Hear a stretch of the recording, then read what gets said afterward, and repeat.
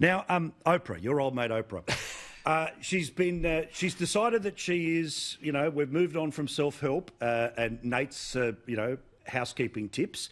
She's all in on Black Lives Matter, and she's all in about using her ability to educate people about things, which includes, regardless of whether you are the poorest of poor white people, you still have an inherent advantage than a person of colour in the United States. There are white people who are not as powerful as the system of white people, the caste system that's been put in place, but they still, no matter where they are on the rung or the ladder of success, they still have their whiteness. James, it's your former country, mate. Well, yeah. That's your future president. I love to be told how, how racist the system is by a billionaire black media mogul in Oprah Winfrey. I looked at some more of this thing. I mean, she said white people run the whole country, white people run the world, everything. It's this weird stuff that almost sounds like it'd come out of, the Klan or something like that if it wasn't coming from her. Did she just sleep through the 8 years when Barack Obama was president? I mean, it's just, this is bad. It's this collective guilt. She was talking to one of these guys who was saying, there's no such thing as, they have this idea that on one hand, there is no such thing as white culture, and white people are completely ill-cultured, illiterate, sheltered morons. And on the other hand, they run this whole complete cabal, which sounds a little bit like they could be saying something else, too, if you know what I'm saying. Correct. But it's really sinister stuff, this collective guilt, this shaming. I mean, it's like, Oprah, you're a billionaire. A stacked system would not have let you become a billionaire. But also, dare I put, my head in the lion's mouth here, Corey, but alas, I seem to like it in there. It's so warm. This lady became very rich off some very poor white people who watched her every single day in the middle of the day.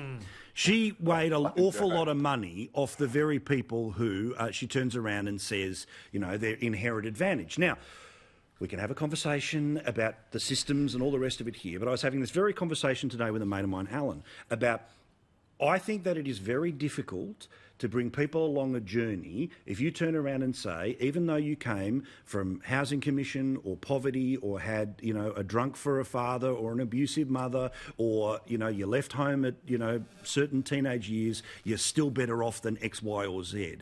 This is a really terrible way to try to bring people with you, because I think that if you want to have social change, rather than guilting people into social change, pointing out the inherent unfairness of things is actually how you bring people along. Now, again, I'm going to go back to same-sex marriage, because I think when most people saw the equation of, well, I can get married to my girlfriend, fiancé in a park in front of our friends, right? Well, why shouldn't Trevor be able to do the same thing with his mate? Now, I know we had different views on all of that, but again, it was a different way of viewing it as what somebody else wasn't able to have, as opposed to something that you inherently have always had, regardless of your, apparently your birthright was privilege, Corey. Yeah, Paul, you and I have had differences of opinion and on a number of issues, but they're respectful. The fact is, it doesn't make you a bad person or me a bad person. We're allowed to have different views. I mean, that's what makes the world interesting. Yeah, well, in the end, we agree that you've been mistaken a couple of times. Right? I'll go with that. But what Oprah did was inherently, absolutely, everything that she's professing to campaign against. It was racist. It was judging people on the colour of their skin. And we've been taught from Martin Luther King for decades that we should judge people by the content of their character. And if she's suggesting that there's some privilege in some poor redneck from in a trailer park in backwoods Indiana or wherever it is, and that they've got more privilege than she does and some of the superstars of Hollywood, well, it just proves how out of touch she is, that like a lot of in the entertainment industry, they are abject hypocrites. They are absolutely hypocritical, because what they will jump on is contrary to what they've lived themselves. And we've seen that with Ellen DeGeneres, and now we're seeing it with Oprah. Well, hang on. Can I just let Twitter just compose? How dare 4 white men on television, tweet away, I'll never see it. Tweet into the... I will never see it, all right?